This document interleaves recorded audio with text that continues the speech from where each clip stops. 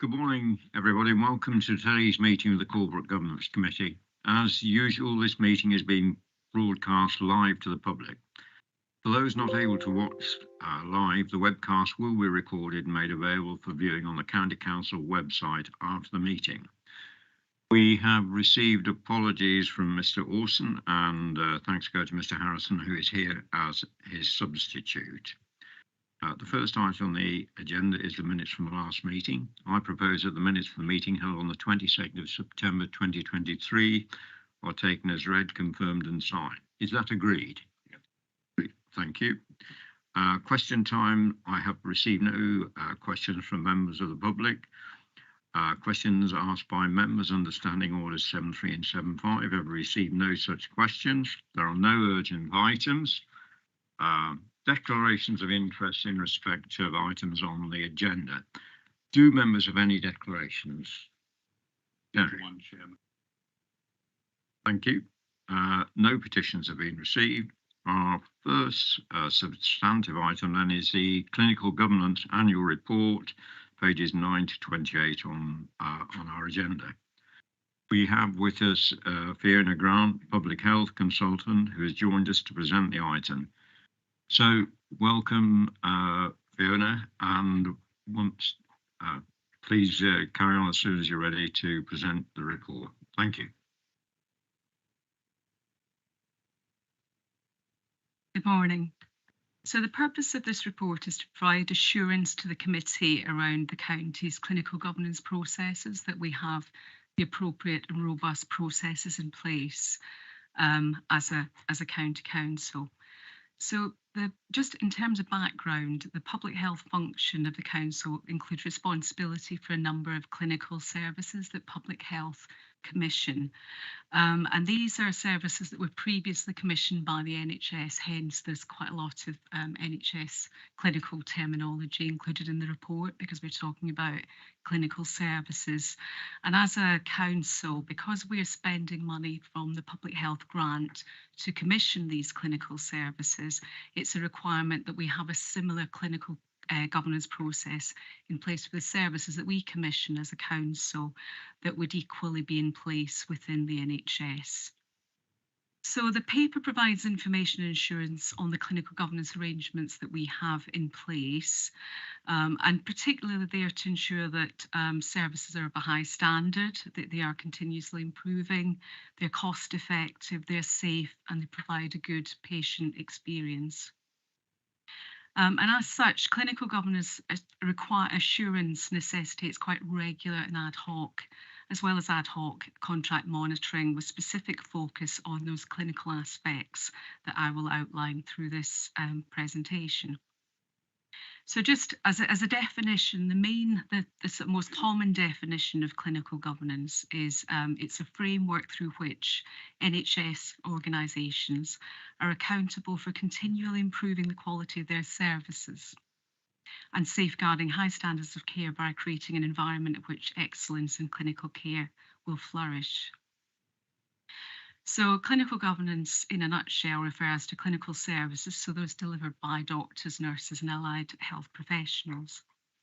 If I just go through the main services that we're concerned with as a council, so they include the substance misuse service, the Not to Liven's Health Together service, which is what used to be what the health visitors would have provided in a primary school setting. 11 to 19's Teen Health Service, so that's now an in-house service that we provide. It has less of a clinical component, but we still have quality measures that are a key part of that. Sexual health services and NHS health checks that are commissioned via primary care. So in terms of the actual aspects of clinical governance that we look at, there are a number of key performance indicators. So they would include indicators around cost effectiveness. A big one is serious incidents, which is why we focus quite a bit on that within the report. Safeguarding, and a number of other areas that you'll see listed under point 8 on the report. So if I move on to general oversight arrangements, that starts from point 9 in the paper. one of the key things that we have embedded within the Public Health Department and across the Council in terms of clinical governance is a standard operating guidance around clinical governance framework. So what that does is pulls together all the key documents and systems, many of which we're referring to within this document. So we've got a clear, consistent framework and a clear set of documents and processes that we work to as a system. Ownership of clinical governance assurance for specific services continues to sit with strategic leads and consultant leads for each programme area. So within each of these key contracts, you will have a consultant and you will have a key strategic lead that provides that oversight and that assurance. The council we also have a clinical governance group within public health. So we have a regular quarterly meeting around any clinical governance issues to make sure they're picked up and escalated as appropriate. And we also have regular updates to the public health DMT to make sure that, again, on a monthly basis, it rotates around the different contracts that we commission, just to make sure that if there are any issues, we receive reports on those, they go to DMT, and if there are any further issues identified, then they are escalated as appropriate. Serious incidents, I've mentioned those before because they are so core to the work that we do around this. So a serious incident is where there's an act or an omission in care that results in either an unexpected or avoidable death or unexpected or avoidable injury. And that's just under, I'm at point 13 on the report. And when there is a serious incident, these details of serious incidents are recorded in the council serious incident log and they are reviewed monthly.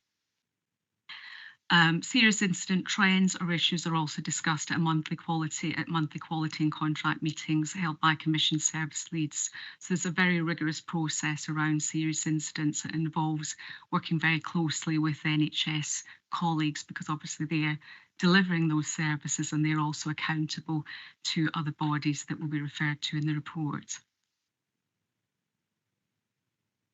Just moving over to point 17.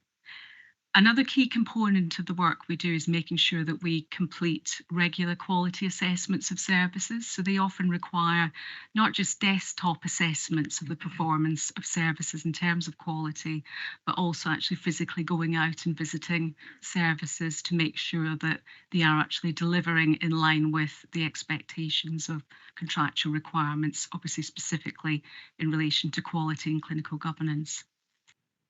So that's a key part of the process. Clinical audits require focusing on a particular aspect of a clinical service to make sure that, again, everything that has been done in line with best practice, expected best practice, and the appropriate guidelines. So clinical audits take place very regularly as part of the contracts. So other areas that I've touched upon there include risk monitoring and partnership working. So all of those things are part of the standard operating guidance that I referred to. So they all sit underneath that framework to make sure that all of those processes and all of those mechanisms are in place and they're rigorously adhered to. Table 1 just gives you, sort of pulls out some of those processes and some of those approaches that we have in place. And you can see where, for example, where quality visits, clinical audits have taken place in relation to particular services. So for all of the services, you know, there will be quality visits as part of that. There will be clinical audits as part of that. But also things like, so for example, patient group directives, patient group directions, which is where rather than being able to prescribe for people individually, you might be able to prescribe for a whole targeted group of individuals. So for obviously with those, there is a risk around them. So again, those patient group directives are reviewed on a regular basis to make sure everything is being delivered in line with best practice. Safeguarding is also a key part of what we would include as part of that standard operating guidance, procedures and framework. And so again, safeguarding is included in this table, and it just gives you some examples of some of the work that's been taking place in relation to different contracts. If I move closer to the back of the document, just a little bit more around serious incidents, just to say that there have been a decrease in the serious incidents reported in this reporting period, so the last year compared to the previous reporting period. So we've had 27 incidents in the last year and there were 31 in the previous one. Obviously, we're talking about relatively small numbers. So you'll see on the bar chart that's included later in the document that there is quite a bit of variance in the numbers of serious incidents that we experience, but we have noted a decrease in the most recent year. And as we've reported on previously to the committee, the majority of serious incidents continue to be from the Substance Misuse Treatment Service. So these are related to the deaths of service users who are or were previously receiving treatment. The number of deaths has remained lower than other substance misuse services. So I think it's useful to be able to at least feed that back to the committee, that it's sadly something that is seen across substance misuse services across the county, that there tend to be a higher level of deaths, unfortunately, from this service than you might see in others. But we are performing better than other areas in that respect. And one of the key things that we have in place to try to do what we can around that to try to prevent further serious incidents or death fatalities in relation to substance misuse is that there is a multi-agency LLR drug and alcohol related deaths review panel. And so what they do is they look at deaths and across the whole system. So it doesn't just look at those connected with the substance misuse service, but the idea is to take the learning from those instances and be able to reduce further deaths where that is at all possible. So table 2 gives you an outline of the serious incidents and how they've occurred, and obviously demonstrate that there has been a reduction in the previous year. I think they would all be all the points I'd want to flag up. The final one maybe is just in the appendices. There is a very high level overview of the arrangements we have in place around clinical governance. There's obviously a huge amount of detail behind each of the areas outlined in that flow chart. And I'm hoping that most of the detail of that has been captured within the report, but obviously happy to take any questions. Thanks very much, Fiona. I think that's clarified the report quite a bit. Has anybody got any questions or queries? Terry. Thank you, Chair. The role of this committee is to understand and make sure that proper governance is in place. And I have to confess I struggled with this report of understanding what governance is in place. So paragraph 9 says a clinical governance standard operating guidance framework has been developed. I've never seen it. I don't know what it says, but we're being asked to confirm that standard operating guidance is okay and fit for purpose. But I can't from this report, because I don't know. I then go down to page 21, where we have the organogram. And fair enough, it says we will get an annual report. Risk management issues will go in the risk register, which I understand. But then it says we will get exceptional reports and lessons to be learned. But I don't understand when we will receive those, how we will receive them, what criteria goes into them being produced, and what is the frequency. So from my perspective as a member of this committee, I've got no way of understanding that we have a robust system in place of governance, because I just have insufficient information. Because what the report's saying to me is, trust us all, we've put all this in place, we're all happy with it, can you please just tick the box, is how I'm reading it. Whereas our role is to say, have we interrogated this? Do we understand it's fit for purpose? And on the information currently provided, I have difficulty doing that. You want me to come back to that? So in terms of the standard operating guidance, so that is what would perhaps it's not as clear in the report as I'd hoped it would be.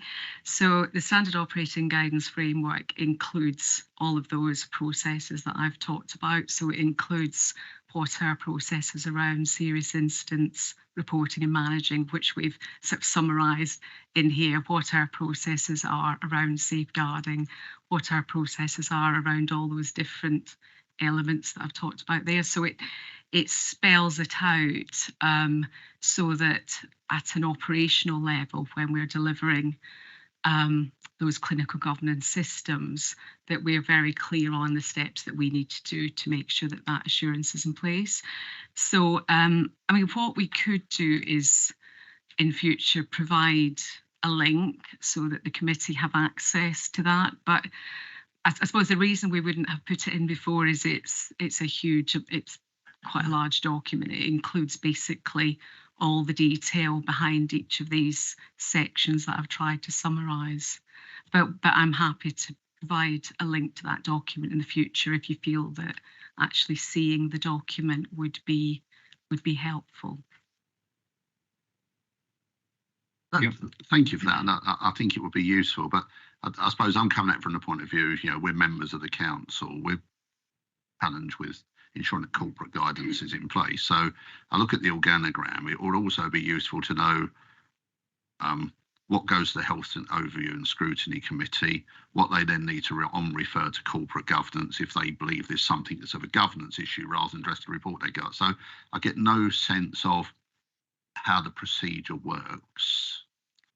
So what I was looking for in some ways would be an example of how the procedure works, even if it was a case, obviously with names and identities redacted or something, to show how it would work in practice going forward. Because I would find it very difficult to agree to this without understanding, because we ultimately carry the can if this goes wrong as this committee, because we've agreed the governance. And I just don't feel at this moment in time, unless others disagree with me, I have sufficient to do that. But that's just a personal view. The committee might disagree with me. I mean, I suppose in terms of scrutiny, because I know that was asked at, last year when we presented this, was the issue around scrutiny. And as for scrutiny obviously are part of this, and scrutiny will overview the performance in relation to the different contracts. And if there is a particular issue that would have been identified through the processes that we've described, then it would go to scrutiny. So for example, something like substance misuse services in the past have gone to scrutiny, reported into scrutiny, as have the school, I believe the school health services as well have been to scrutiny as well. So it's where they will pick up a particular issue, and scrutiny provides that opportunity to look in more detail at particular cases. So I suppose whereas we're seeing this group is providing assurance that we've got the appropriate processes in place, the piece of that scrutiny picks up is really around those individual situations, particular issues. So if there was a substance misuse death, or there were a number of substance misuse deaths related to that Turning Point service, they would be looking at that in more detail, and obviously bringing the provider, bringing all those key stakeholders that would be part of that service round the table to answer all of those questions. So their role is about the detail in relation to those particular cases, and the way that's picked up is it would be where they're reviewing the performance against the different services, and if there was an issue flagged up through that, then it would be identified as a future item for scrutiny. Does that help? Not really, I suppose, because I understand what you're saying about what goes to scrutiny. What I'm interested in is understanding how we make sure that scrutiny get that information and when it's given to them, under what circumstances. So I'm not interested in the bit there that they do. What I'm interested in is what the corporate governance says to make sure they get the information they need, rather than it just being on an ad hoc basis that officers will then make a determination of what goes to them. There should be a procedure that says this sort of case will always go to, I would assume, the Health Overview and Scrutiny Committee. because that's the end of our job at that point. What I don't understand from this paper is what the procedure is to make sure Health Overview and Scrutiny Committee get advised of things to get the right thing. Now, once I've got that, I'll be perfectly happy, but I don't see it in this report at this moment in time. I have to be honest. Yeah, and we did look at it, and because one of the questions was, should we have a regular report into scrutiny in relation to clinical governance, which I suppose maybe would address what you're suggesting, because it is more ad hoc, because it's when there is an issue identified and flagged up, then scrutiny would pick that up. So I suppose one of the questions we could take away again would be to sort of reconsider, does there need to be, if that would provide assurance to this committee, does there need to be a regular report that goes to scrutiny around clinical governance, just to make sure that you can be assured that there aren't some cases that might fall through the net? Would that be helpful?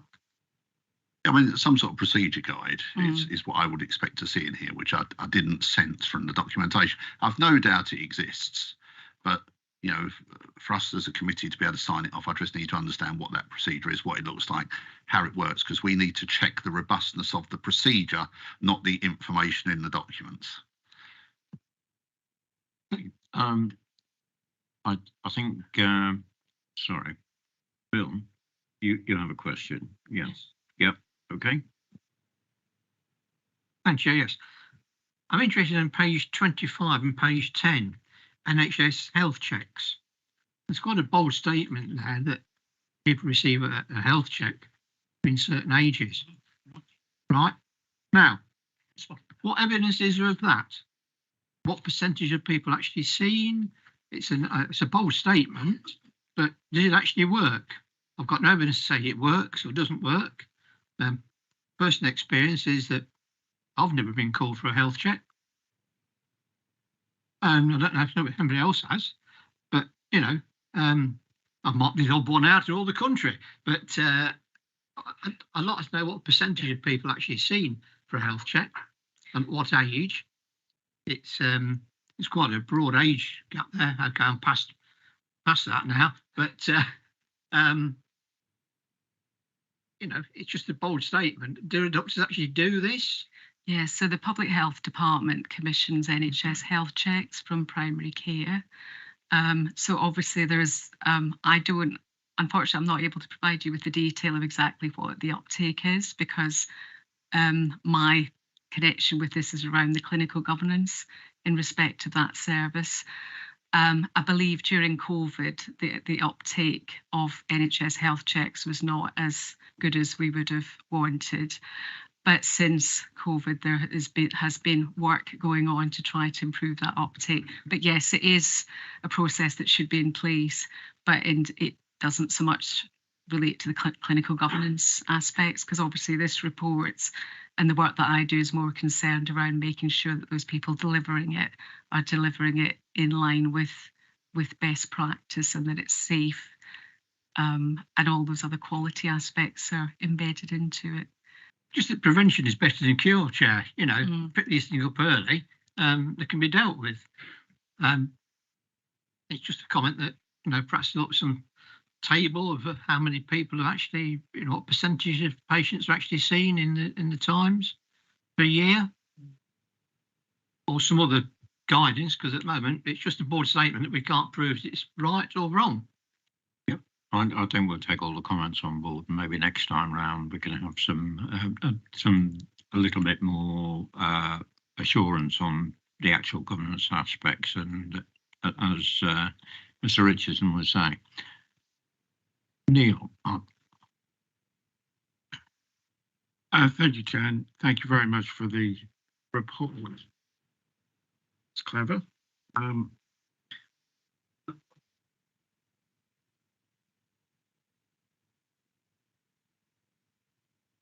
Yeah. I do indeed. Apologies for that. Right. It will be live streamed, so the world can now watch my little mistake. I've got a question on page 15 of the report, page 15 in the agenda pack, about the re-procurement on the sexual health services, because you flagged up that there is an issue there because tenders were sent out in July this year, and there's been no bid received. So what are the barriers in people coming forward to take over the sexual health services, and where those barriers have been identified, are they being worked through so that there can be some procurement after the next 12-month period has concluded? Yeah, so that's part of the process that's going on with the people who lead on that, the consultant and the people who lead on that programme area. So yeah, so obviously there are sometimes barriers for those kinds of services because they're very specialist. There will be limitations to the number of organisations that will fulfil the criteria to be able to bid for that kind of clinical service. And often because maybe just geographically where other sexual health service providers are based, it may not be practicable for them to be able to deliver the service locally. There are other issues around staff recruitment that we have within a lot of clinical services. There can be issues around recruiting and retaining staff to be able to provide assurance that they can deliver that type of service. So there are a whole range of barriers around it, but often you're down to, in reality, often there are very few potential bidders out there in the market. So the difficulties are trying to generate interest amongst others, or to create the kind of climate that makes it more attractive for other bidders to provide a sort of a sufficient bid that challenges what we currently have in terms of the existing provider. So I know they've had to stick with the existing provider for the current period. And in respect of those barriers which you eloquently set out, is this going to be a real difficulty then in securing an appropriate bidder for the sexual health services? It's difficult to say because I don't directly commission that service as such, but I think it is a challenge. Certainly, it is a challenge with any kind of big clinical service like that you're trying to commission. It's certainly in the last 5 years when I've been involved in it in different areas, it's always quite difficult because you are bringing in a big service. There are lots of challenges around it, and you're bringing in clinical staff where there are challenges for all sorts of other reasons. And so I'd say we currently have a service that is a provider that is delivering a good service, and a service that meets the requirements of the current contract, but it just makes it more difficult if we wanted to go out to tender and provide an opportunity for the other organisations to successfully bid to take it over. It means you are more restricted in the providers that you have. Yeah, thank you for that. Something to keep an eye on, Chair. Okay, thank you. I suppose we just really need to focus on, but our role is the governance of it, rather than actually taking on matters that the Health Overview and Scrutiny Committee would have a look at. Now, I've got a number of people who want to speak. Neil, if I could take you, and then I've got 3 others after that. Thanks, Chair. I just want to provide a little bit of history behind this, really, because I think it's important that members understand how this has been brought to Corporate Governance Committee this year now. So back in 2013, when Public Health, I think, was brought back into County Council, there were discussions around then about what should be, if anything, governance arrangements should be coming back to corporate governance. And at that point in time, it was just around exceptions. So there would be exceptions. Then my audit team was asked to do an audit in 2015, and we identified there wasn't really a formal, governance overview site. So you could pick either or. It was chosen to bring it back to corporate governance. I think the first couple of reports were in detail. So corporate governance said we don't want to know the detail. We just want to know the governance arrangement. So and then this time last year, I know a group of officers, Fiona included, Joe, myself, looked at it and said, have we got it right? Are we taking the right things to overview and scrutiny? Are we just reporting back on the governance arrangements here? We agreed that it was. We'd got it right at the time, and I think members were given an update on that to say, yeah, we'll continue to review it. I think where we are now is I think we just need to, following the questions today, take it away and look at what we would bring back, whether it's an internal audit report or part of my internal audit reports to say we've done some internal audit work, or as Mr. Richardson said this morning, something back from the Overview and Scrutiny Committee, you know, to give those comfort arrangements. But I'm just wary of the fact we're getting into scrutiny questions about the report now. That's my personal perspective, I rather than the governance arrangements. So that was just a bit of history to explain. I think we've sort of gone full circle. And perhaps we just need to take it away. I think it is the governance arrangement, rather than going into detail on the individual things that the Health Overview Scrutiny Committee would look at. But thanks for that, Neil. So now Mr. Maxfield has been waiting patiently in the background. So please. Thank you, Chair. I trust that you can all hear me okay. And thank you for the report. It's very interesting. If I could draw your attention to chart 1 on page 19, I guess overall I'm drawn to the serious incidents because that much is made of them in the report. The thing I would just like to talk about is that it's quite difficult to take much away in terms of assurance from the way that these results are presented. So I know, or I note the year-on-year reduction that we've had in the most recent year. However, I guess looking back through that chart, talking in the general sense, it would appear that the outcomes tend to be generally flat across that period. And it's not immediately clear to me that year-on-year reduction isn't just the ordinary ebb and flow of serious incidents year-on-year, i.e. is it statistically significant, or is it just happenstance that we've had a reduction this year? That's not obvious to me. And you also made, I think, kind of in passing, a reference to a comparison from these outcomes to some other results elsewhere.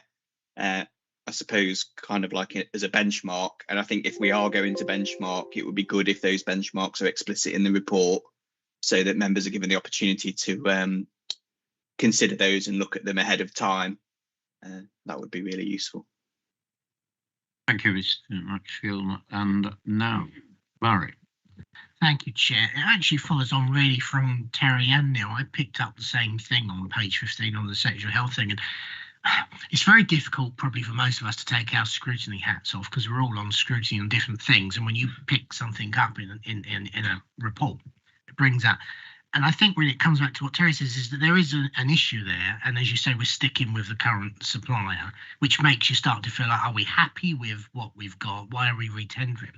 But all I really need to see is where that's going to be overviewed, as in what scrutiny is going to be looking at that. And then I'm happy on governance that there's someone going to be overviewing that. And I think that's what it's really missing is where there are probably issues, things that need to be scrutinised, that we as a governance know where that's going, and then I can quite happily sit back and say, okay, I'm fine with that. Someone's going to be looking at that. Thank you, Chair. Okay, and I this committee has, if you are concerned about it, we could refer it to the Health Overview Scrutiny Committee, and particularly sexual health services, if that's what you're concerned about, Barry. Okay, it's just that the fact that we're tendering something. We've been unable to get bids, and then we're re-tendering again in another year's time, which makes you start to feel like, are we happy? Is it because of cost, or is it because of the service? And if it's because of the service, that's a serious issue. So we need to be assured, a scrutiny panel needs to be assured that it's being looked at. And I'm only picking that out, as I say, because you can't take the scrutiny hat off when you come to these meetings, because we do that all the time. But on the governance side, I just need to know someone's going to be looking at it. Yeah. Okay, well, I think, as I said, we could refer that to Health Overview Scrutiny Committee, and I think that would probably be a sensible thing to do, because I take your point. We have tendered once, and there's no guarantee if we're going out to tender again that we will get anybody. So perhaps we could do that and note that. Yeah, I think we need to focus on governance rather than everything else. So David. Well, could I just say that a personal thanks to the Public Health Department for the. I mean, this is so the work that's carried out is affects every single person in the county. So it's important that we give the department the full support we possibly can. You can just ask a couple of questions following on from Bill's comment here about health checks. They seem to finish at 74. Well, some of us have passed 70 years and 10. I'm just wondering where we're meant to go. I mean, I get regular calls from the surgery to say that I've got too much cholesterol and pressure, blood pressure, and all the rest of it. And so I'm regularly sort of checked. Although Bill isn't, but I do. It's just a point, actually. Yeah. Why do we? What is the? Why is the cut-off date 74? Well, it's a national scheme, and it's I suppose it's meant to be prevention. That's not to say you can't do prevention after 74, but I think the idea was to be able to pull in people who might not be in regular contact with the GP, etc. anyway, and provide an opportunity to have some lifestyle checks, and because sometimes in that situation you can identify people who perhaps could be put on different medication to help prevent a condition, or they could, give them advice about smoking if they're smoking, those kind of things. So it's sort of an opportunity to pick up people and provide a bit of prevention advice and support, maybe medication for people who might not otherwise be sort of in contact with the system. So that's the thinking behind it. Right. I believe. I mean, the average age of the county councillor is probably approaching that. But anyway, the other point I'd like to raise, if I may, Chairman, is relating to Hinckley. We're now going to have a £14 million diagnostic centre just round the corner from us. It's one of 14, I think, that have been put up around the country. How will the work of your department fit in with the diagnostic centre? Is your work going to run in parallel with it? Can we expect more attention to the particular aspects that you've outlined in this report to be analysed more thoroughly? Could I just ask what the relationship will be? So we do work closely with partners in health across the whole system. And obviously some of the contracts that we deal with, for example, NHS health checks, we obviously work closely with partners around those. So I haven't had experience of what's happening in Hinckley, but generally I would say yes, we would be working closely with them on areas where we sort of have a common area of interest. So anything around prevention, anything around screening, vaccination, those kinds of areas, we would be working closely with them around that.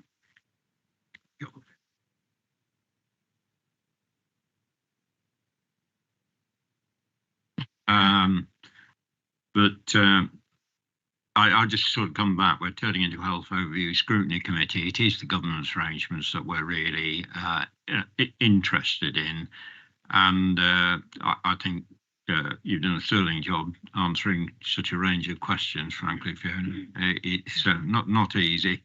I think all the comments that have been made will be noted, and I think next time it comes back. Oh, sorry. Yeah, we've just got one more question, please. Thank you, Chair. I think you were part way through actually answering the question. As a recently appointed independent member of this committee, this is the first time I've been exposed to this type of report, and I certainly very much echo what Councillor Richardson said at the start, and it picked up by yourself, Chair, and picked up with what Neil has said as well, because I was struggling a bit as to where everything fitted in, and I get a certain reassurance that it wasn't just myself that was actually struggling with that. And again, one of the things I was looking at was, and I think you've probably answered this point around governance, Chair, it's how far down into this do we actually go? Because I was looking at when I was making notes around this, I was looking at page 13, for example, and it was about the Integrated Substance Misuse Treatment Service, which from the report and from what you'd said, that there's a lot of issues around that, a lot of serious incidents around it. And it actually says a formal quality visit took place in May 2023 with relevant actions taken place. And that sort of, perhaps I'm looking too much of a granular view on that. I'm saying, well, what does that actually mean in itself? Because, we could sort of say, yes, relevant actions are taking place, but is it serious? Is it not? What was found or something? But I'm not sure, Chair, whether that's the role of ourselves to discuss that or not, because that was something that jumped out at me about it, that statement could mean anything effectively. Yeah, I feel that it's probably the Health Overview Scrutiny Committee to take that up, and that we are just on the governance arrangements. I think rightly, the way the report is written, members have raised issues which are quite valid, but they're not necessarily directly related to the governance. And I think Barry raised an issue about the commissioning of sexual health services. Very valid. I think that's the sort of thing that would go to Health Overview Scrutiny. And I think if all the comments are taken on board and what Neil Jones has said, next time it comes around, we will focus a lot more on the governance arrangements and how they are followed through, and how I myself, definitely struggle with the report. It covered a vast area, quite complex, and I think if we focus on the governance issues, that will help no end next time round. And I think that's what we want to do, rather than stray into the Health Overview and Scrutiny Committee thing. I think even if it's saying that these are the issues that are referred to them, and these are we just need to focus on the governance issues. Has anybody else got any other questions? Yes, Derek. Just really, Chair, I'm slightly worried about the phrase used of next time round. I mean, to me, we've been asked to note this report. I don't believe we can note this report. And Neil has made a very kind offer from an internal review. And again, I think that's very valid. Bear in mind, we have got new councillors on this committee, as well as, for the first time ever, 2 independent members. So again, we've got to make sure that people who are sitting on the committee who receive these reports have the base information. Yeah. So could I suggest that perhaps we ask for this to return to the next Corporate Governance Committee meeting with that base information, so we can actually check what we're talking about today, that the governance procedures are in place. And I'm not particularly worried about how many people have been to this, whether we re-tender from the contract. What I'm worried about is if the contract procedure is not going correct. Has it been reported to Health Overview and Scrutiny Committee, and how does that happen, and what mechanism exists to do it? So I think what we really need is to understand that procedure, and it comes back to what our title is the clues in our title, isn't it? Corporate governance. So what we need to understand is, what does the governance arrangements look like? So if it falls down, Health Overview and Scrutiny can say, well, these people signed off the governance, this didn't happen and it should have done, and that's the problem. I think members generally feel that's probably the case, and is everybody in agreement with that we bring it back at a later date with probably less clinical detail and more on the governance, because I just think we're unsettling members with things that will go to the Health Overview Scrutiny, where it is actually the governance arrangements we're worried about. And I think Neil indicated, in the history from 2013, we swayed between the two, trying to satisfy members, whereas I think to clarify and simplify it, It is just the governance arrangement, what is in place to make sure these things happen, what would be referred to that. And I've no doubt they're there. I've no doubt they're there. It's just actually making us aware of it. So if members are in agreement, we will ask for this report to come back with more clarity on the governance and less on the clinical procedures. Is everybody in agreement with that? Could we just determine what date, Mr. Chairman? Otherwise, we end up with a later date is infinite. It could be 5 years' time. So I mean, either January or the one after. I don't mind, but I think it needs to come back fairly quickly if we're not worried that the governance procedures are in place. Yeah. So, Fiona, would it be possible to do that by January, or would the next date be more suitable? Can we say February just to allow us to have that? We don't have a meeting. Because I think we need that. Yeah. Yeah, it's January or May. So if we said by, Sorry. so if we said, I think 6th of January probably too quick, but May. Could we bring it back in May 2024 and have it on the agenda then? Yeah, May 2024 would be fine. Right, so I propose we do that. Could I have a seconder? Yeah, all those in favour. Thanks very much. Thank you. So the next item is the Local Government and Social Care Ombudsman Annual Review 22-23, an update on the corporate complaints and freedom of information requests. We've got Simon Parsons, Complaints and Information Services Manager, to present this item. So over to you then, Simon.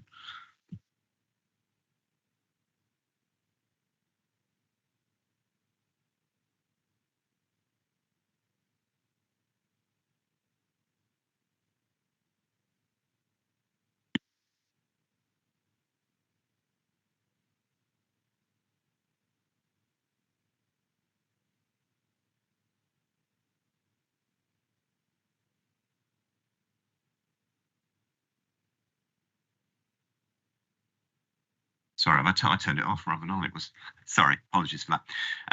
That report shows a significant increase in ombudsman activity with a 31% rise in decisions made during the year, up to 117.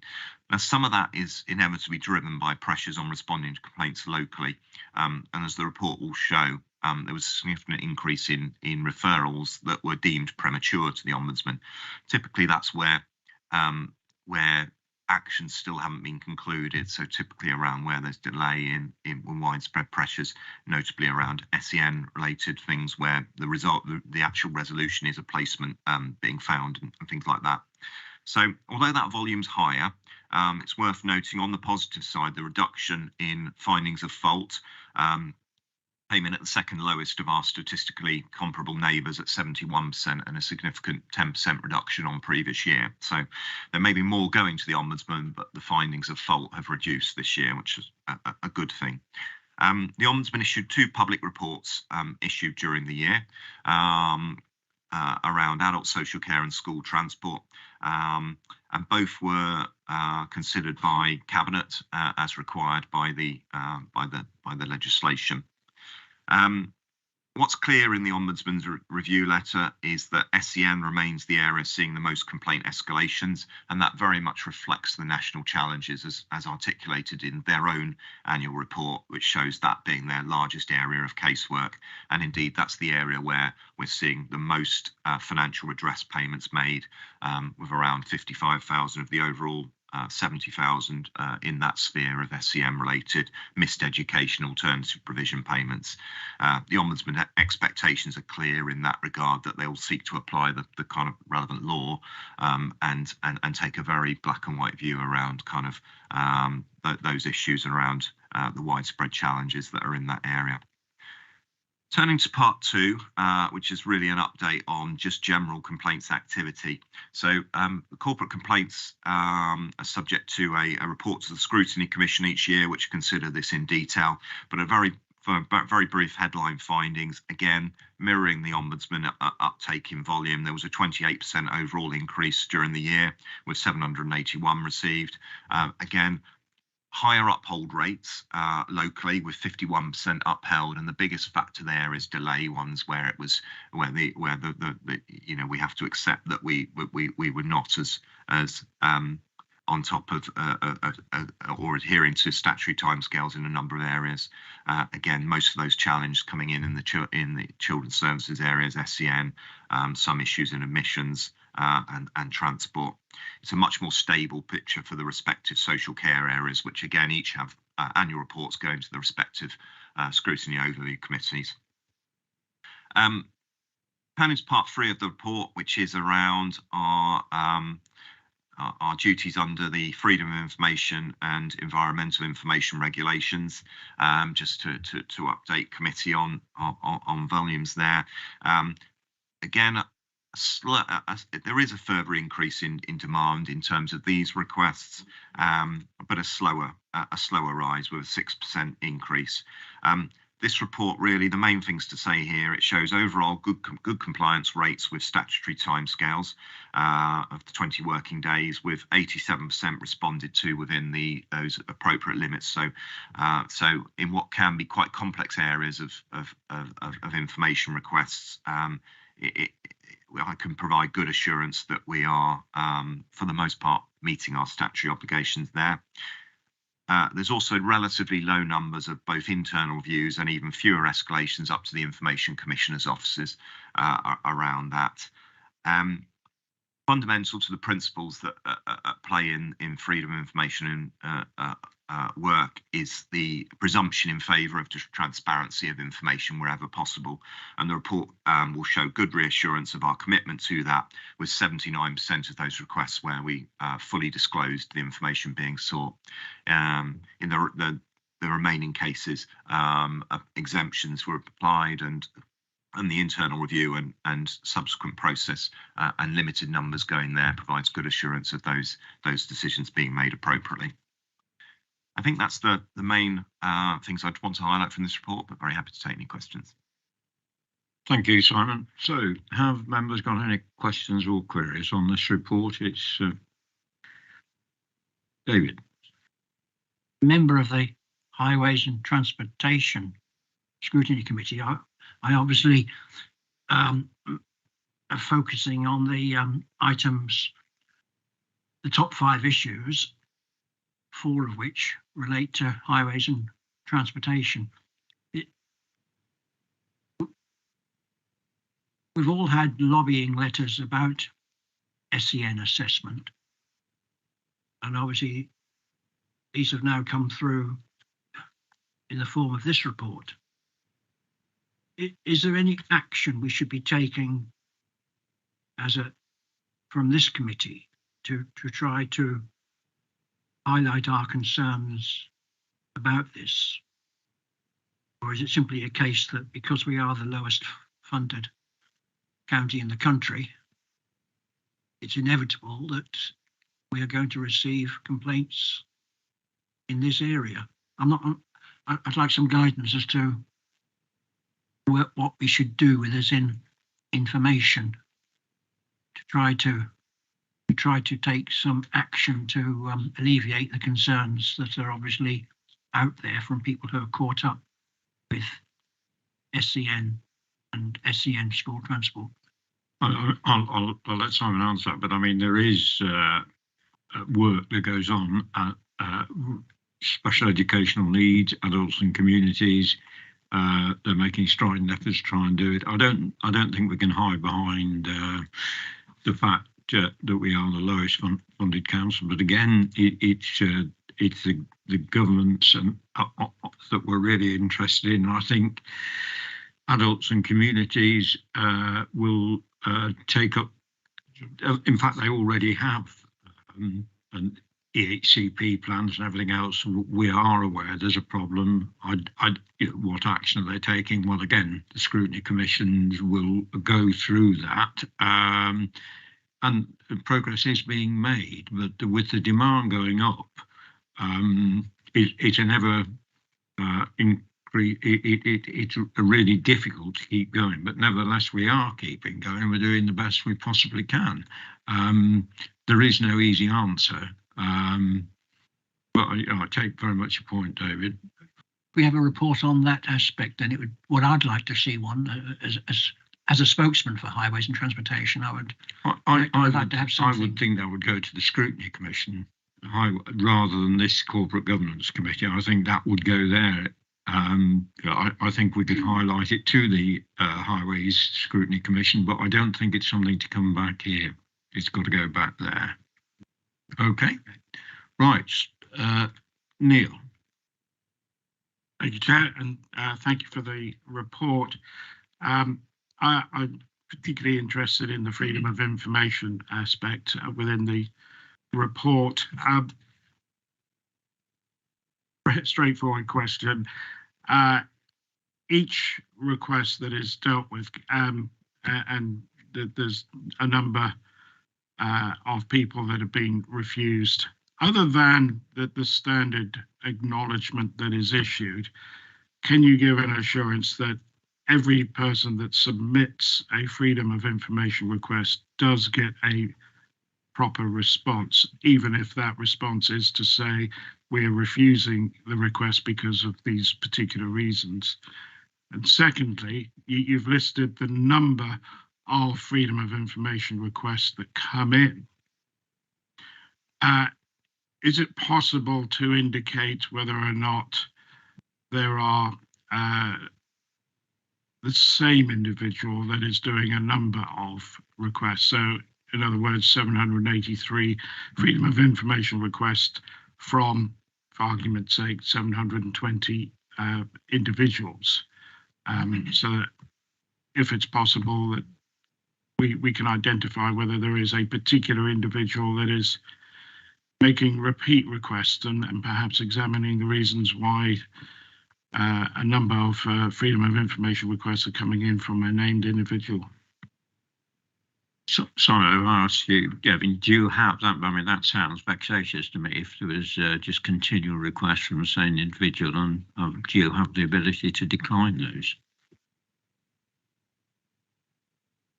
Yes, there is. One of the exemptions that can be applied is a vexatious exemption. It is quite a high bar, though, and is strictly assessed. There is a strong presumption in favour, as there is around disclosure of all things, but there is a vexatious exemption. We use it very sparingly because it is, as I say, it's a very high bar. That detail is available. What I can reassure is that whilst we do have people making multiple requests, it isn't significant numbers, and it isn't a big proportion that is a few individuals on there. The first part of the question around assurances around that everyone gets a response, yes, I can absolutely guarantee that. So each of the requests that come in will have a response, and in line with guidance from the Information Commissioner's Office, that would never be simply we're not responding. We have to explain why. So it can never be as simple as we hold this information and we are, but we're not going to release it. We would have to apply one of the valid exemptions and set out our position as to why that applies, which includes a public interest test, considering the interests of disclosure against the interests of wider things. So there are strict tests around how we refuse information. At each occasion that we would do that, there's also the applicant is offered an internal review. So that's an internal process where we'll look again at that original decision, really test that in line with the guidance that is issued by the Information Commissioner Officer, often supported by colleagues in legal if it's a particularly tricky case, and ultimately there that will that at the point of either upholding or not upholding that review, the applicant would be given information around their rights to approach the Commissioner's Office. So very few go on to the Commissioner's Office. We use that internal review process as a real checking board, and there are several occasions where we have reversed the decision in that internal review process where we felt the argument isn't strong enough in favour of not disclosure. So yeah, there are certainly checks and balances in place around that, and absolutely I can give you that assurance. Everyone gets a response. Thank you. Thanks, Simon. Yeah, I'm satisfied. Thank you, Chair. Thank you. Thank you, Neil. Any other questions on this report? No. So we are, can I take the report as being noted and that all the comments made will be captured in the minutes in the usual way? Is everybody in agreement? Thank you. Okay, so moving on to item 9, we have the report on the Local Government and Social Care Ombudsman consultation on the Joint Code of Practice for Complaints. Again, Simon is going to present this report, which is a very long and detailed report on pages 65 to 110. So, Simon, over to you, please.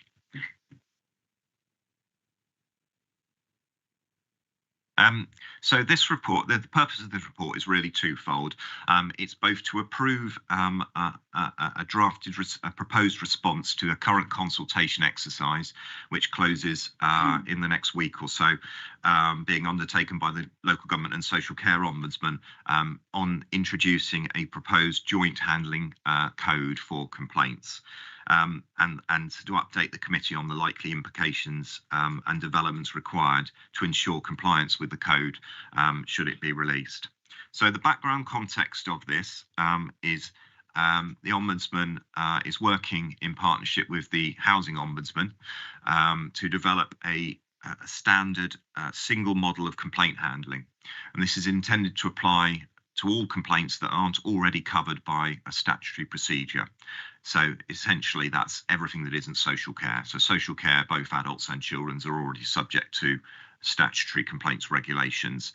Everything else is not currently, and it's down to councils to have a suitable model of complaints handling in process, which are often different. So the code proposes that single model and setting out criteria of how those should be handled. In effect, it will essentially be statutory guidance in all but name, issued under their existing powers to issue advice and guidance about good administrative practice. The Ombudsman has confirmed that, subject to finalisation through the consultation period, the intention is that the code will be in place from the 1st of April 24, but won't be implemented into casework until the following year, 1st of April 25, essentially giving a 12-month implementation period for councils. It's worth saying the Local Government and Social Care Ombudsman doesn't currently have direct enforcement powers, unlike a Housing Ombudsman, and would apply the code, or would seek to apply the code in the same way they do with non-compliance with decisions. It would essentially be through public reports. So that's the way they would apply it. So no direct enforcement powers, but the usual challenge they would be. So if councils decline to abide by the code, they're liable to see public reports being generated around that. The code sets out a common definition of what constitutes a complaint and will require us to set out the difference between service requests and complaints. That in itself may well see far more numbers coming into the complaints territory than we're seeing currently. So as currently set out, it is highly likely that there'll be more coming into, those volumes will increase, and all the additional demands, both in the complaints team and in the wider departments around response to them, are likely to see significant increases. The code will mandate a set number of stages in a process. That broadly mirrors what our current arrangements are, so not massive changes there. The biggest change will be the timescales, which the code as currently sets out will be harder and require us to respond quicker. That will be a significant challenge, given we would struggle on the current timescales to, in some areas, to meet that in all areas. So that will be a significant challenge. There's also some specific new governance arrangements that the code will require. So a specific member for with responsibility for complaints to support a positive complaints handling culture will need to be defined along with a senior executive within the council. So those are both new roles that don't currently formally exist, that will need to be put into place. I've included within the report an analysis of current gaps and challenges. That is very much first draft, but just sets out really just as a guide of where we currently are, some of that being new requirements, some easier than others. Again, I would probably set out the big area of concern being the timescales, as I mentioned before, and the likely volume increases. The other big resource implication will be the duty to track complaints much further than they currently are. So, and that's all things around a resolution of a complaint may include that we're going to carry out a new assessment, let's say, of someone. So that would be the point a complaint would stop now, and the agreement to redo an assessment. The code will require the complaints team to track that assessment through to completion and monitor that, and all the kind of resource implications that will bring is a concern. So I think that's the key areas to note of the report. As I say, I welcome comments from committee on the proposed response to the consultation included, and any wider comments around. Okay, so we're on to questions and comments. Bill, you have a... Yes, Chair. On page 67, item 23, it says there are not sufficient resources. Now, looking at the finance section, what resources will be required to do this, and what will the cost of that be?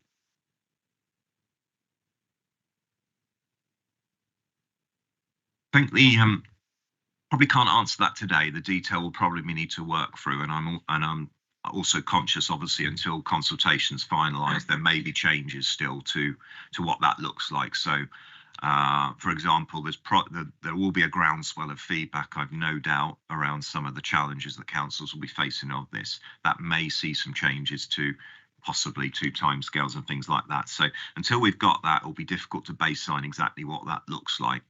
A very high level, I would say, there is a significant piece of work around kind of what I'll call organisational development work with departments around changing and around upskilling in terms of complaint responsiveness, all of that post monitoring of complaints and their duties and things which will require some resource, which we would struggle to resource to the level required at the moment. And the additional, I guess, the unknown factor is how much the volume will increase coming in. I think it's likely that it will go up. We've seen that year on year anyway. I think this will further see that increase, manage that additional demand in there. So, but I think it will be difficult to, at this point, to kind of put a number on what that kind of resource looks like.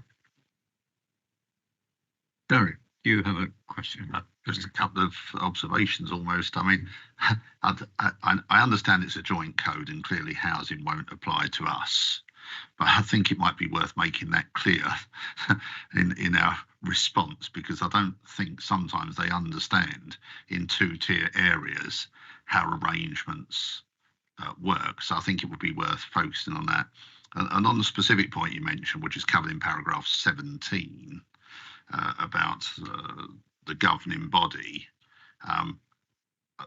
thinking about it logically, it would almost strike me it should be a member of cabinet, for the reason then it then fits in with our scrutiny procedures, in that then either this committee or an overview and scrutiny committee can then call that person to report to them to do it. Whereas if you pick, say, the chairman of this committee, which was the other suggestion, I think it could get a bit messy if we then wanted to question the appropriate person. It does strike me that a member of cabinet would be more sensible, because they have that ability very quickly to work across all of the areas of the council, working in cabinet to ascertain as one person what is happening. So it was just, my personal view would be it should be a member of cabinet if we get that one.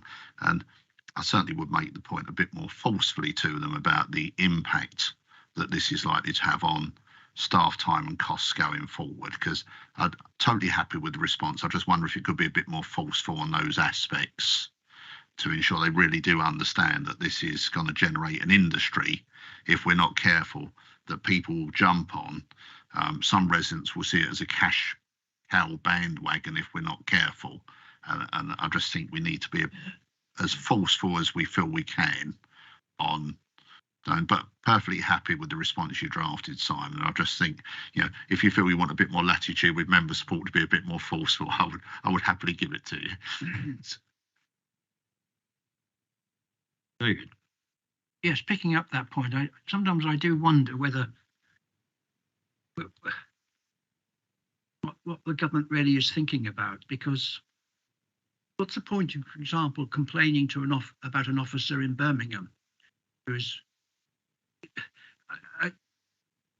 hasn't the government got the message that county councils and local government in general is, how can I put it, there's no money left, and that is genuine. You cannot expect the same level of service that we always used to have, because we don't have the officers anymore. We don't have the resources to service these officers, and the officers we have here and in local government in general, they're doing a fantastic job, totally stretched. And sometimes they're all very courteous and civil, but you just sense sometimes that we're stretching their patience to the limit when we're asking them to do this, this, and this. And I'm afraid the general public hasn't got the message that the money is not there. There'll be a headline one day to say such and such an authority is going to the wall. The next day, everybody comes in and says, well, can we have these leaves swept up, please? Can we have this done? Can we have that done?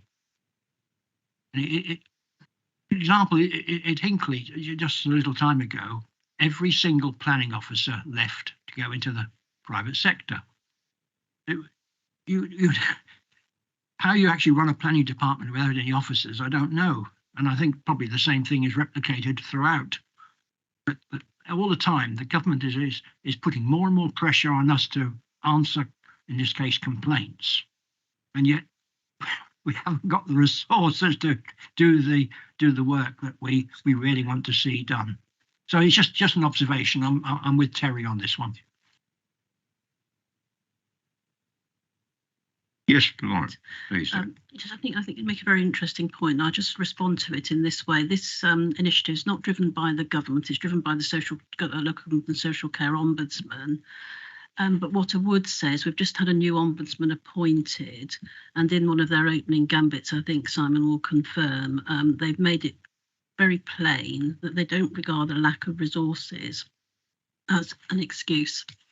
So they're expecting to apply the same standard as they always have applied, notwithstanding the fact that the point that you make very clearly, the council hasn't got the same level of resources as it might have once had.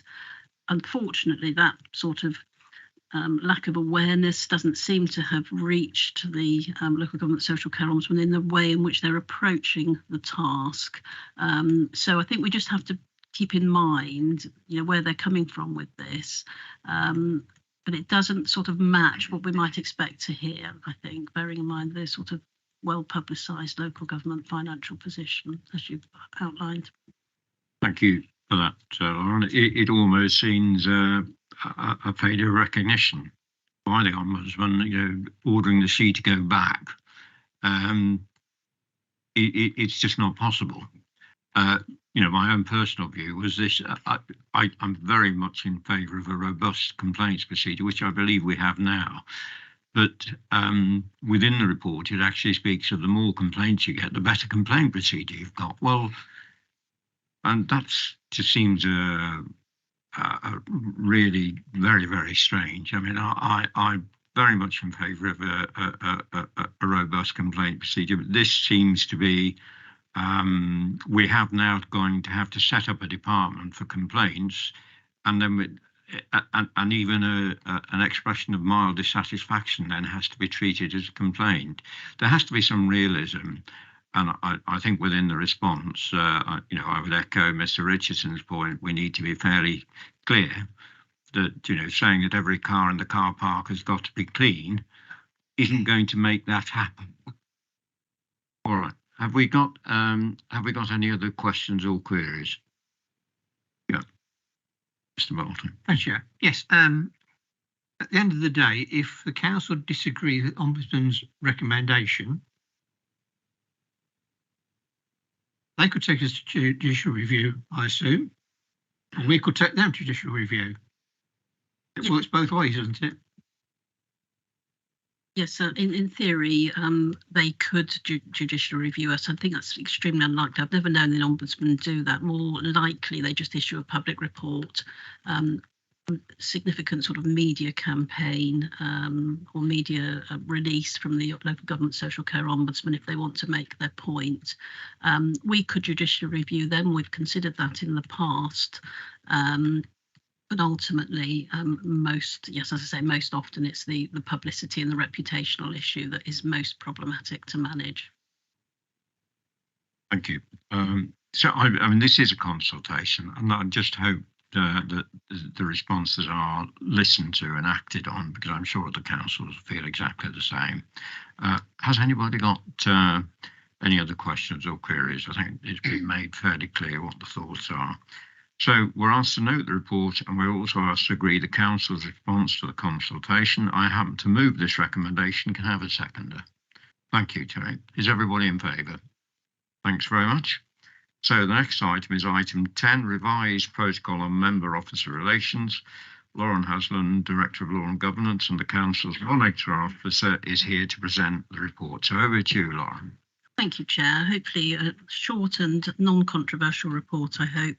We're reviewing the Constitution as we do every year, and identified as part of that process some areas in the member officer protocol that we felt could be improved to reflect better practice. So I've set out at paragraph 3 the 4 areas where changes are proposed, in making sure members are fully informed as soon as possible of issues that affect your divisions. That's the new paragraphs 26 to 29 in effect in the protocol attached, making sure members are invited to events being held in the division, informing members about public meetings and consultations. So we've tweaked the protocol. It's attached to the report, and it will go to Constitution Committee and then to the Council to be approved as it's a formal change in the Constitution. Thank you, Madam Chair. Thank you, Lauren. I mean, this is a fairly, it's formalising something which is already happening to a greater or lesser extent. Has anybody got any comments or questions? Neil.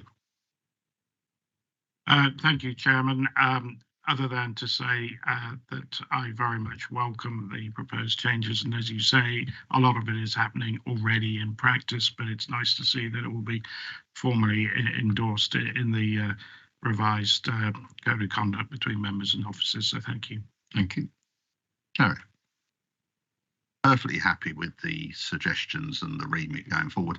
I only just wonder if 3.2 might cause some problems in that, should it say inviting the local member to any event relative to them? I'm only thinking if you're the member for Glenfield, it means you'd be invited to everything here. If you have Bow Manor in your division, we're saying they should be invited to everything there. I just wondered if, rather than people trying to play the game to get invited, we might just want to be slightly more specific on 2. It shouldn't be an issue, but sometimes these things inadvertently are. Thank you. I'll take that on board and have a look at tweaking it. Thank you. Okay, thanks very much, Lauren. So if there are no other questions, bearing in mind the comments made, the committee is asked to recommend to agree the adoption of the revised protocol on member officer relations as set out in the appendix to the report, which will subsequently be presented to full council in December. I'm happy to move the recommendation. Can I have a seconder? All those in favour? Thank you. That's unanimous. Can we just make sure, Mr. Chairman, that does give Lauren the ability to tweak them? Yeah, subject to tweaking number 2 before it goes to council, so we can limit it so a member for Glenfield doesn't have to come to every committee meeting. Oh, of course they may want to. But yeah, I think common sense really. So the next item is the risk management update. We were due to have a presentation on risks overseen by the Property and Occupants Risk Management Group at this meeting, but due to ongoing work in this area, it'll be more timely to bring it to the meeting in January, and so I've agreed that this be deferred to our January meeting. So this report is going to be presented by Neil Jones, Head of Internal Audit, and we have Gordon McFarlane here as well. So over to you, Neil. Thank you, Chair. So it's a fairly short routine paper this time round, and is, as normal, the appendix containing the update on our corporate risks.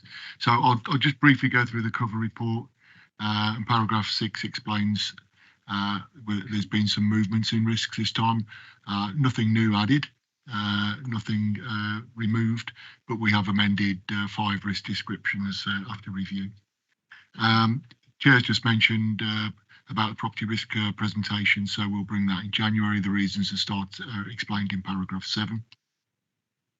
Paragraphs 10 to 14, Chair's just mentioned, we've invited, well, Gordon has kindly agreed to turn up and answer any questions on how the council mitigates the risks of any equal pay claims, so we'll come on to those later. The final part of the cover report, last few paragraphs, just mentions that we're now at the nearing the end of International Fraud Awareness Week. So my internal audit team takes the opportunity to send some communications out to staff and management as to how they can be aware of fraud and try and mitigate those risks. The final part of the report is the appendix, which is on page 129. Which I know always leads to a few questions. So I think that's all I want to say. Gordon's here to answer any specifics on the equal pay, and I'll take anything else. Thank you, Chair. Okay, so thanks very much. So Gordon, would you like to say a few words before we go on any further? Thank you very much. If I can sort of paint a bit of a picture around equal pay, not in the report, but I thought it might be worth just 30 seconds on the definition. So in terms of equal pay in the law, men and women must get equal pay for doing equal work. So that's work that the equal pay legislation classes as the same, similar, equivalent, or of equal value. So someone must not get less pay compared to someone who is both the opposite sex and doing equal work for the same employer. Lots more detail behind that, but I thought that might just sort of help to set the scene. And that's the kind of ACAS guidance. So in terms of the report, we've titled it Emerging Risk. I kind of hope that this conversation is more assurance that this isn't an emerging risk. But obviously the unfortunate poster child on this is Birmingham City, and their section 114 is centred not exclusively but largely around the nature of its equal pay liability, and a long history with that. That's made headlines over the last few weeks and months, and it will continue to do so. That's the most high profile, and no one will beat that, glad to say. But there have been a small number, there's been a low number of other authorities, and there's lots of commentary around whether there is a major problem across the country around equal pay, risk and liability. GMB in particular are pushing a number of cases, but there's only been a handful of cases where challenges have been formally made. So the rest of it is really, the rest of the report is really around what we put in place to assure ourselves that we haven't got any significant equal pay liability. So it's the rigour and the checks and balances that we have. And if we do find anything, that we're transparent about it, and then we take action. So as members will know, we run the Hay Job Evaluation Scheme. We've run that for the last 20 years, so it's well embedded. It's an equality-proofed and recognised job evaluation scheme. Majority of our roles, and you can see a small number of exceptions there, are run through that. And we ask Corn Ferry, the company that owns Hay, to train our staff. So we have trained evaluators.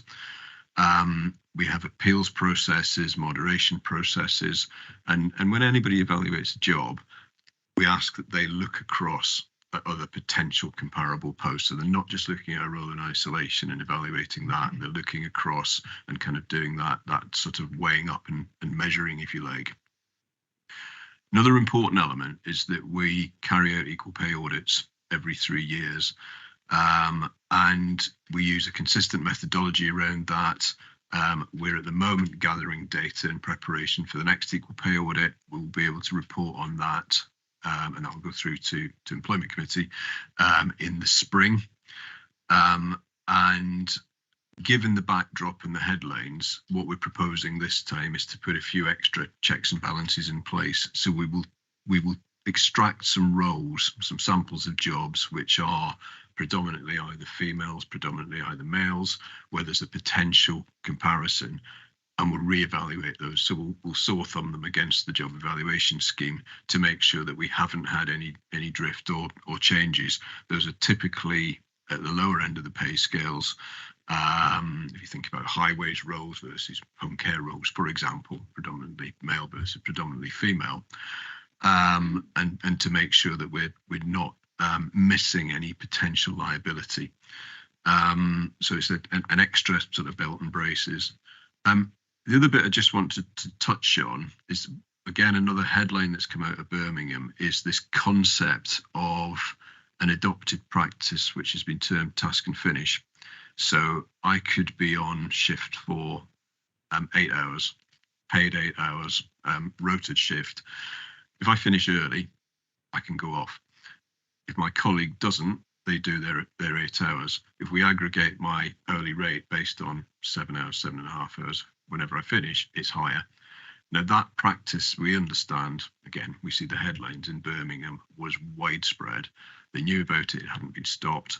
What we've done, and we're in the process of doing, is just talking to a small number of our services where shift work is a core part of the setup of the service, just to make sure that we haven't inadvertently got any of those practices in place. And again, that's part of the assurance that we'll build into the equal pay audit.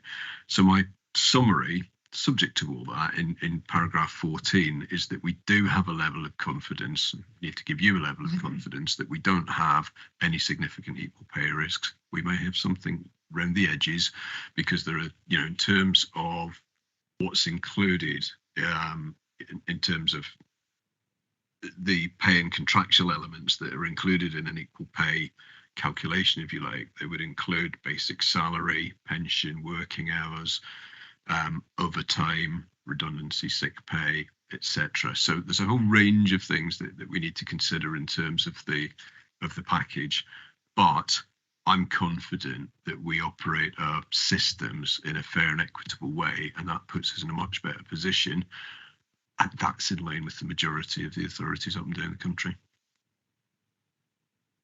Thank you very much, Paul. I think that provides quite a lot of reassurance. So thanks very much. Has anybody else got any queries? Terry? Just one very quick one. Thanks very much for that, Gordon. I think we've always been reassured here that we do the right thing. I know that Declan regularly answers questions on this sort of thing. The only thing I disagree with you on is Birmingham are not unfortunate, because they knew they had done this, and therefore, to describe them unfortunate, they did a deliberate act which they knew would put them in this place. So I wouldn't want members of the public to think that poor old Birmingham had just crept up on them. They were warned when they did this for the second time what was going to happen, as were Sheffield, who will be the next one to go bust because of this. So I think we're fortunate because we have people like yourselves and Declan who are making sure that we don't breach the rules, even inadvertently, and let members make decisions which might cause that to happen. So I think it's a very positive message I want to get across about what I believe is the corporate governance here in these areas. Maybe it was an unfortunate word for me to use. God, thanks very much. Has anybody else got any queries or questions? No? So, moving to recommendations, which are set out on pages 127 of the agenda pack. Regarding a recommendation A, the committees are to approve the current status of the strategic risks facing the County Council. I'm happy to move this recommendation. Can I have a second? Yep. Thanks very much, Neil. All those in favour? Thanks. So that's agreed. Regarding the recommendation B, we were asked to make recommendation on areas which may benefit from further examination. We have the planned presentation in January on the Property and Occupants Risk Management Group. Is everybody happy to accept that one? Yeah, so that's agreed. With regard to recommendations C and D, can we take the update on the emerging risks and the update regarding the mitigation of the risk fraud as being duly noted? Everybody agree? Thank you. So finally, we have the quarterly Treasury and Management update. Nick Walsh, Head of Finance, will present this item. So over to you, Nick. Thank you, Chair. So, yeah, usual quarterly report. This one is for the second quarter of the 23-24 financial year. Paragraph 2 to 8 is a usual reminder of what Treasury Management is, so we won't go through that now. Paragraphs 9 to 12 pick out the key points from Link's latest economic summary, which was attached as Appendix A. Inflation has fallen in recent months, and CPI is now at its sort of lowest level since February last year. I think it's just worth noting, though, that it does still remain high compared to other G7 countries. And as such, the market sort of now feels that the growth will be hampered by inflation to an extent that it means we may end up with a mild recession over winter and spring. I think the significant number of lost days due to strikes over the summer was a factor in that. The section starting at paragraph 13 summarises the position with respect to our private debt and bank risk share funds. In terms of the 2017 Partners MAC4 fund, a further 0.8 million of capital was returned during the period. So we have 6.1 of that fund still remaining invested from the original £20 million. And it's just worth noting that that 6.1 is currently sort of has a market value of 6.3. No distributions were received from either the MAC6 fund or the Christopherson Robb investments during the period, although it's worth noting that the net asset value of both of those remain well above the capital invested.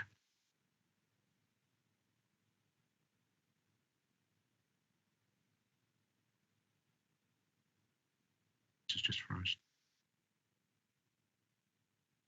The table in paragraph 22 shows that the investments outstanding at the end of the period, and further information is included in the diagrams in paragraph 23, which show that how the split of how the funding is across institutions geographically, and also by sovereign and institutional credit rating. And it remains the fact that the majority of funds in both cases continue to be held within the 3 highest credit rating categories.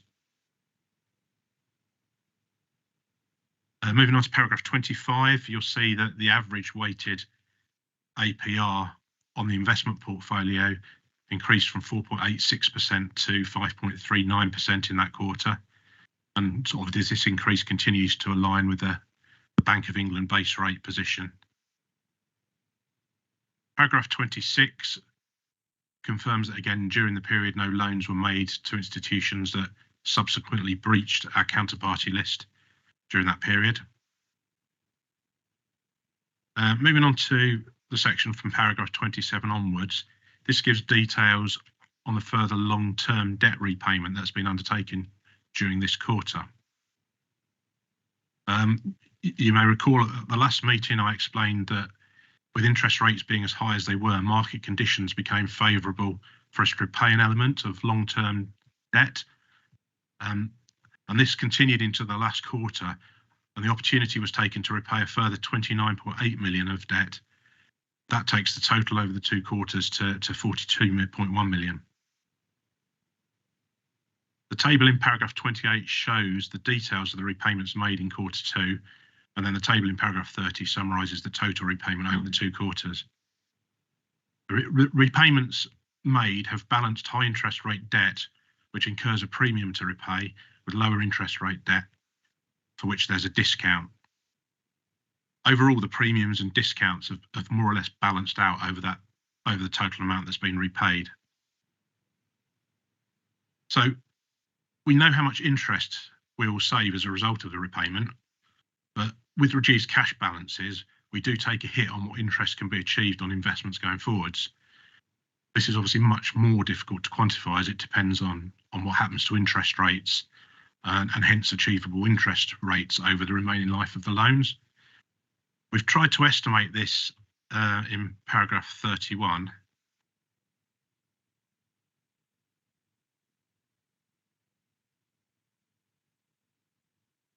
The line graph and the bar chart in paragraph 31 show the interest saved, which is the blue line, set against the estimated income will forego, which is the orange line.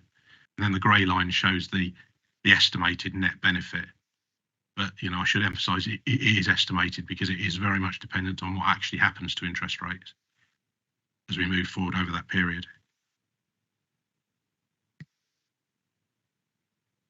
Paragraph 32 confirms that we've continued to operate within the Treasury and prudential indicators set out in the Treasury management strategy. And then finally, the third paragraph 33 advises that interest received on the balances we now estimate could reach as high as 20 million by the end of this financial year, against the budget we set at the start of the year of £13.6 million. That was what I was going to say, Chair. Thank you. Thank you, Nick. So, Bill. Can you just explain this bit to me? We're always told that the Public Works and Loans Board is always a low rate of interest. I see on page 145, item 28, it's 9% interest. We're always told it's a low rate of interest. So I want to understand why 9%. Can you?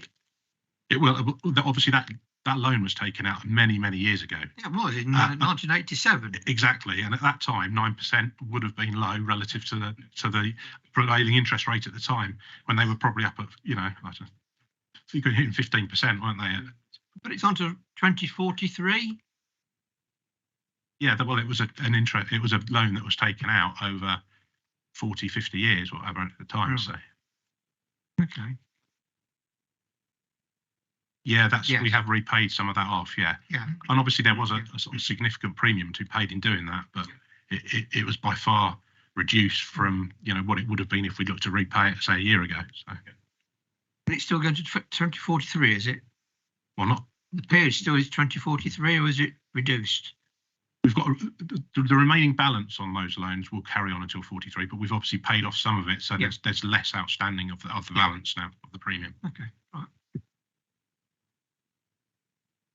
And that was with the advice of Link Asset Management, and so we're looking to save a sort of, from memory, about 2 million a year, aren't we? Yeah, that's an estimate. Yes. Yeah, roughly, but again, it's not totally predictable. So, any more questions or queries? No. So we are. Can I say the report is being noted, and that all the comments made will be captured in the minutes in the usual way? Is that agreed? Yeah, thanks very much. So the date of the next meeting of the Corporate Governance Committee is scheduled to be on Friday, the 26th of January 2024 at 2 p.m. As I said before, there are no urgent items. Thank you for attending today's meeting. I now declare the meeting closed. So thank you, everybody.